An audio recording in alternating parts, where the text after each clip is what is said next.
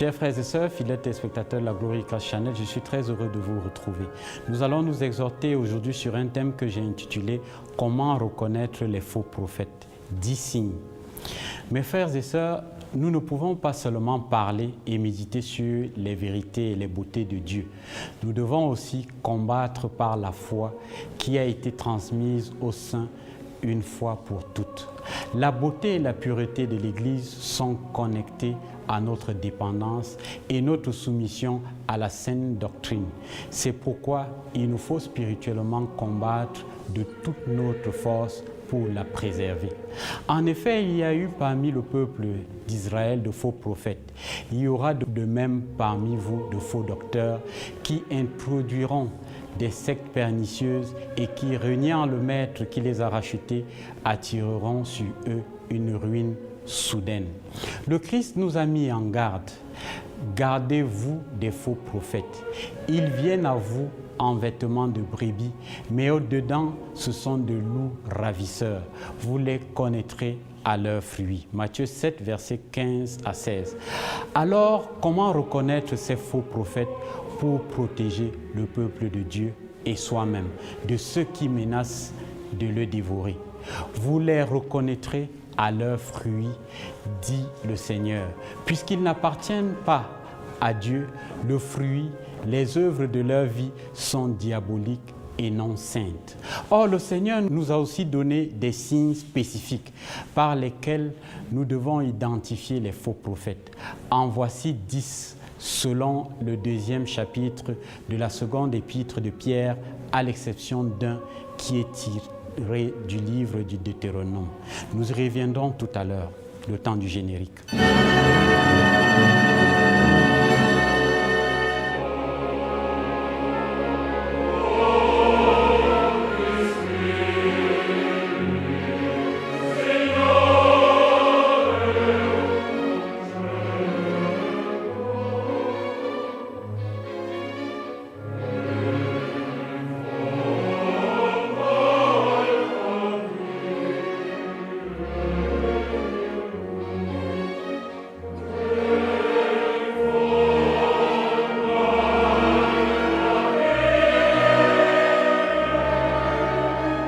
Premier point, il propage des hérésies.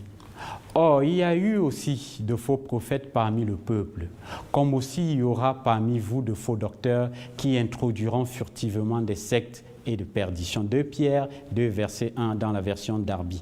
Le terme grec traduit par secte est hérésis. Ainsi, certaines traductions traitent du fait que les faux prophètes introduiront des hérésies destructive, la version New King James, ce qui va toujours de pair avec les mouvances sectaires. Les vrais prophètes n'ont jamais contredit les révélations divines. Les faux prophètes d'aujourd'hui, comme d'hier, propagent de fausses doctrines, mais pas n'importe lesquelles. Il s'agit d'hérésies qui damnent ceux qui les embrassent ou ébranlent la vie spirituelle. Ils ne croient pas que la Bible est intégralement la parole de Dieu et ils manifestent leur dédain caché pour la parole par le fait qu'ils la citent très peu en tordant sa signification pour légitimer leurs mensonges. Ils blasphèment contre Dieu en tordant l'Évangile, en le transformant en Dieu t'aime et a un merveilleux plan pour toi, pour ta vie, pour que tu sois prospère et en toute santé. Où est-ce que c'est dit dans la Bible? Centrant ainsi leur message sur l'ego et les désirs des hommes plutôt que sur Dieu et la repentance. La phrase citée précédemment est tellement perverse qu'elle a même investi les vraies assemblées du Christ, bien que ce soit l'opposé à l'Évangile selon Jésus-Christ. Certains renient la Trinité. D'autres ont une christologie hérétique et des foules attribuent au Saint-Esprit les œuvres de Satan. Certains renient la nature du péché, ne parlent pas de transgression devant la sainteté de Dieu, mais seulement de fautes et d'erreurs. D'autres encore prétendent ne plus pécher. La liste est presque sans fin, mais une chose est certaine, à moins que nous ne connaissions précisément la Bible, nous serons emportés à tout vent de doctrine par la tromperie des hommes, par leur ruse dans les moyens de séduction. Deuxième point, il régnit le Seigneur. Les faux docteurs régnant le Maître, 2 Pierre 2, verset 1, sont évidents.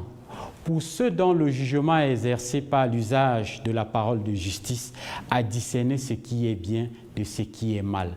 Les faux prophètes régnent Christ car ils sont des instruments de Satan dont le but est de détourner les hommes de leur seul sauveur. C'est pourquoi les faux docteurs régnent que la foi en Jésus-Christ soit le seul chemin pour aller au paradis.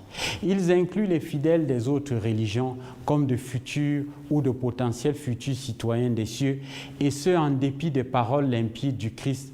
Je suis le chemin, la vérité et la vie. Nul ne vient au Père que par moi. Ils soutiennent des hérésies concernant le sacrifice du Christ, limitant sa puissance ou prétendant que Satan et ses démons avaient un pouvoir sur lui. Ils renient la résurrection en parole ou en omission, tel qu'en centrant seulement leur prédication sur la vie présente et non sur l'éternité. Ils renient la naissance miraculeuse du Christ d'une vierge, son humanité, sa divinité ou encore le fait qu'il n'ait jamais péché. Par-dessus tout, Christ n'est pas le héros de leur prédication, mais tout au mieux un simple figurant. Troisième point, ils prédisent faussement l'avenir. Les faux prophètes se distinguent clairement des vrais messagers de Dieu, en cela qu'ils prédisent faussement l'avenir.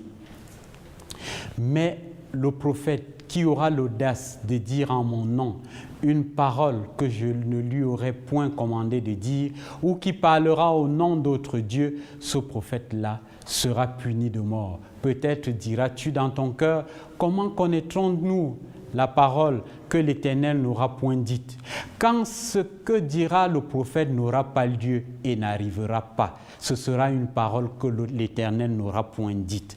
Les prédications des prophètes étaient prédictives, annonce de nouvelles révélations, et explicatives, enseignements basés sur les révélations précédentes. Avec la venue du Christ, les nouvelles révélations se sont terminées. Hébreux 1, verset 1 à 2. Un pasteur doit désormais avoir une prédication explicative de la Bible. Le livre de l'Apocalypse prédit la fin du monde, et par conséquent, la révélation finale a déjà été écrite dans la Bible. Je le déclare à quiconque entend les paroles de la prophétie de ces livres.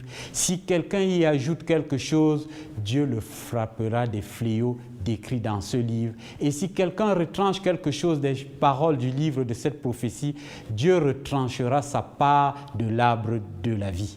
Malgré cela, de nombreux faux prophètes prétendent aujourd'hui prédire l'avenir ou prophétiser. Les témoins de Jéhovah, les Mormons ont faussement prédit la fin du monde plusieurs fois. Ils ne viennent donc pas de Dieu.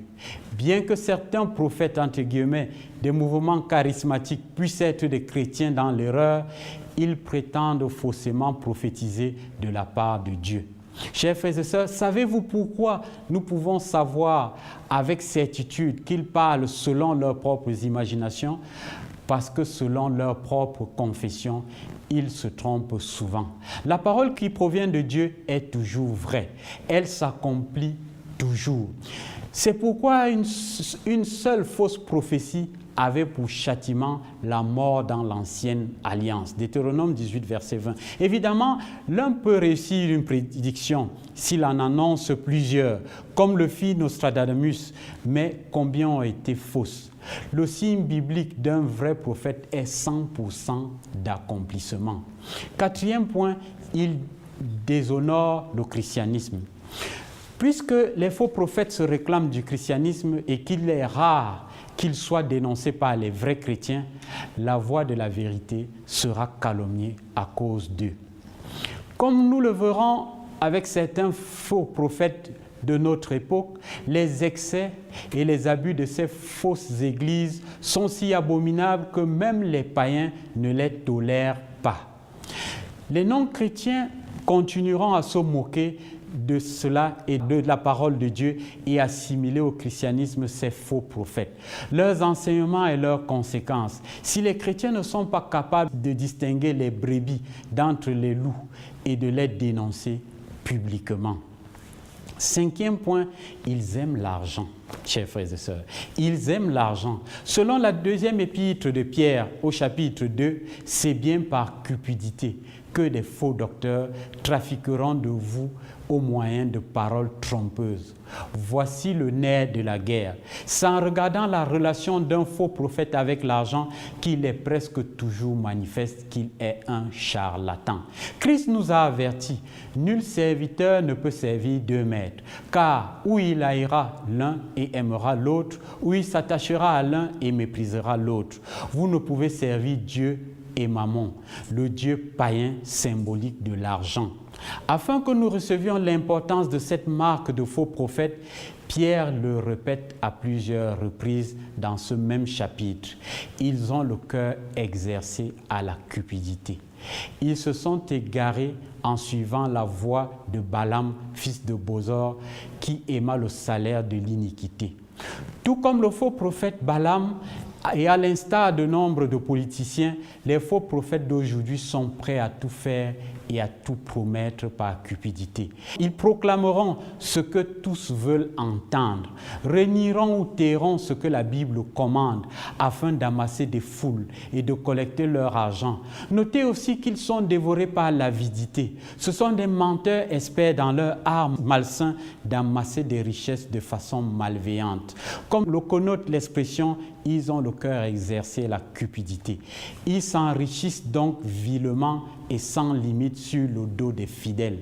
En regardant la relation d'un faux prophète avec l'argent, est presque toujours manifeste qu'il est un charlatan. Êtes-vous surpris, chers frères et sœurs, fidèles téléspectateurs? Dieu nous l'avait prédit, car il viendra un temps où les hommes ne supporteront pas la saine doctrine, mais ayant la démangeaison d'entendre les choses agréables, ils se donneront une foule de docteurs selon leurs propres désirs, détourneront l'oreille de la vérité et se tourneront vers les fables. Mais toi, sois sobre en toutes choses, supporte les souffrances, fais l'œuvre d'un évangéliste, remplis bien ton ministère. Voici la vraie richesse. Christ est ma vie et la mort m'est un gain. Sixième point, ils mentent et ils flattent. Tels que leur père, le diable, les faux prophètes ne sont pas intéressés par votre bien spirituel et votre relation avec Dieu. Bien au contraire, ils mentent comme ils respirent pour détourner le plus grand nombre de la vérité. Ils trafiqueront de vous au moyen de paroles trompeuses. Ils se délectent dans leur tromperie en faisant bonne chère avec vous, nous avertit l'apôtre. Le souci premier des faux prophètes n'est pas de glorifier Dieu et sa parole, mais de tout faire pour ne pas vous froisser. La condamnation du péché n'existe donc pas dans ces fausses églises. Paul écrit à ce sujet, je vous exhorte, frères, à prendre garde à ceux qui causent des divisions et des scandales, au préjudice de l'enseignement que vous avez reçu. Éloignez-vous d'eux, car de tels hommes ne servent point Christ notre Seigneur, mais leur propre ventre. Et par des paroles douces et flatteuses, ils séduisent les cœurs des simples. La flatterie va en effet de pair avec l'avarice. 1 Thessaloniciens 2, verset 5 et Proverbes 19, verset 6. Voici quelques exemples de ces mensonges suivis par la vérité biblique. Vous êtes une personne merveilleuse. La Bible dit « Misérable que je suis, qui me délivrera du corps de cette mort ?» Ce n'est pas un problème d'être homosexuel ou de vivre dans le péché. Dieu accepte tous les hommes. La Bible dit ni les efféminés, ni les infâmes, ni les voleurs, ni les cupides, ni les ivrognes, ni les outrageux, ni les ravisseurs n'hériteront le royaume de Dieu. Crois en toi-même, tu peux le faire. La Bible dit, maudit soit l'homme qui se confie dans l'homme, qui prend la chair pour son appui et qui détourne son cœur de l'Éternel. Béni soit l'homme qui se confie dans l'Éternel et dont l'Éternel est l'espérance. Septième point, il pratique et tolère les péchés sexuels. L'homme peut seulement être libéré de l'esclavage du péché par l'Esprit de Dieu. 2 Corinthiens 3, verset 17. Or, les faux prophètes n'appartiennent pas à Christ et sont donc dépourvus de la puissance du Saint-Esprit pour mettre à mort les œuvres de la chair. Il est écrit qu'au dernier temps, il y aura des moqueurs. Marchant selon leur convoitise impie, ce sont ceux qui provoquent des divisions, hommes sensuels n'ayant pas l'esprit. C'est pourquoi Pierre les décrit sans compromis en ces termes. Ils vont après la chair dans un désir d'impureté, trouvent leur délice à se livrer au plaisir en plein jour, hommes tarés et souillés, ayant des yeux pleins d'adultère et ne cessant jamais de pécher, semblables à des brutes qui s'abandonnent à leur penchant naturel. Ils amorcent par les convoitises de la chair, par les dissolutions. Ils sont eux-mêmes esclaves de la corruption. Un pasteur n'est pas parfait, mais s'il commet un péché sexuel tel que l'adultère ou une relation sexuelle prémaritale, il est disqualifié pour tout ministère. 1 Corinthiens 4, verset 2, 9 à 27. Certaines églises ont des pasteurs mariés qui courent après les femmes ou qui ont commis l'adultère durant leur ministère. Un chrétien devait quitter une telle église, car cela signifie que les anciens, s'ils sont plusieurs, comme le commande la parole, ne sont pas soumis à la Bible. En outre, Pierre affirme que les hérétiques trouvent leur délice à se livrer au plaisir en plein jour. Et cela est évidemment un fruit indéniable de la fausse conversion. Le péché est non seulement consommé, mais il est aussi commis ouvertement et sans honte aucune. Romains 1, verset 32. Les scandales sexuels des faux prophètes évangéliques et catholiques sont une lugubre illustration des conséquences d'un silence coupable des vrais chrétiens et la voix de la vérité sera calomniée à cause des apostats. 8e point, il parle avec arrogance, indécence et orgueil. Contrairement à une pensée populaire croissante, ce n'est pas cool qu'un prédicateur parle comme un jeune, avec des vulgarités et avec extravagance. Il doit y avoir une révérence solennelle et une humilité authentique qui sied avec l'explication de la sainte parole du Tout-Puissant. Romains 16, versets 25 à 26. Les faux prophètes sont à l'inverse audacieux et arrogants. Ils ne craignent pas d'injurier les gloires angéliques et ils parlent d'une manière injurieuse de ce qu'ils ignorent. Quel effroi de réaliser que des centaines de millions de personnes de par le monde écoutent des hérésies au nom du christianisme. Si cette réalité ne nous fend pas le cœur pour nous pousser à arracher du feu ces perdus en les avertissant du danger qu'ils courent, alors nous devons sérieusement nous demander ce que nous faisons sur terre. 9e point, ils promettent de faux espoirs. Ces gens-là sont dans des fontaines sans eau, des nuées que chasse un tourbillon. 2 Pierre 2, verset 17. Ils leur promettent la liberté quand ils sont eux-mêmes esclaves de la corruption. Puisque les faux prophètes souhaitent par-dessus tout être payés par le maximum de personnes, ils promettent continuellement monts et merveilles à leur audience. N'ayant pas l'esprit, ils n'ont pourtant ni le pouvoir, ni le vouloir de bien faire. Étant dépourvus de l'eau vive qu'est Jésus-Christ, ils sont comme des fontaines sans eau. Vous pensez qu'ils vont vous aider, vous rafraîchir et vous soutenir, mais leur voix n'est qu'éternelle désillusion. Il y a ceux qui promettent santé, prospérité et richesse, ce que Dieu n'a jamais promis. Jean 9, verset 3, 2 Corinthiens 12, verset 7 à 10. Christ a promis la persécution à ceux qui lui seront fidèles, ainsi que la vie éternelle dans sa présence bénie. Il y en a d'autres qui font salle comble dans des théâtres, des stades, des palais de sport et des cinémas pour des réunions de guérison publicisées par courriel et médias en tout genre, ne manquant pas de joindre le numéro bancaire du charlatan guérisseur. Seul Dieu guérit en répondant s'il le souhaite. Ce n'est pas certain à nos prières. Et c'est toujours gratuit. Des foules entières reçoivent de faux espoirs de guérison, certaines par la foi, alors que la volonté de Dieu ne nous est pas accessible à cet égard. 10e point, ils séduisent des foules de personnes immatures. Le plus tragique dans cette histoire est que les faux prophètes amorcent les âmes mal affermies. Ceux qui viennent à peine d'échapper aux hommes qui vivent dans l'égarement. Il peut s'agir de chrétiens récemment convertis qui pensaient trouver une bonne église mais n'avaient pas encore la connaissance et le discernement pour éviter ces assemblées du monde.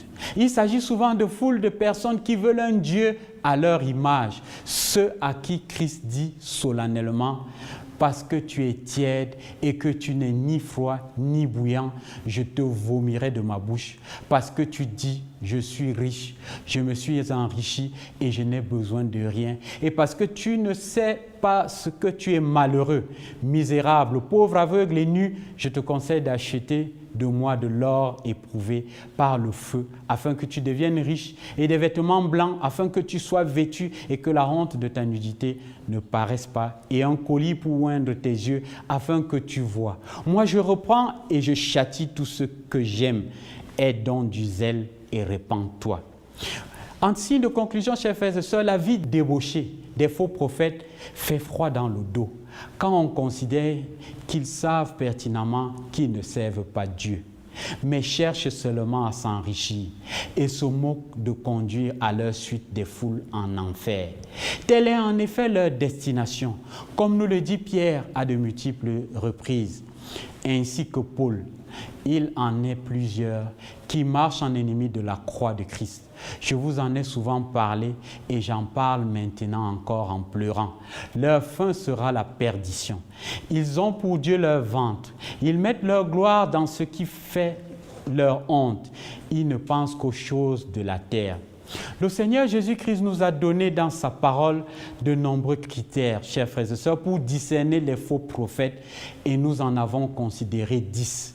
Certains seront facilement identifiés par leur folie, leur extravagance avide et charnelle et leur fausse doctrine.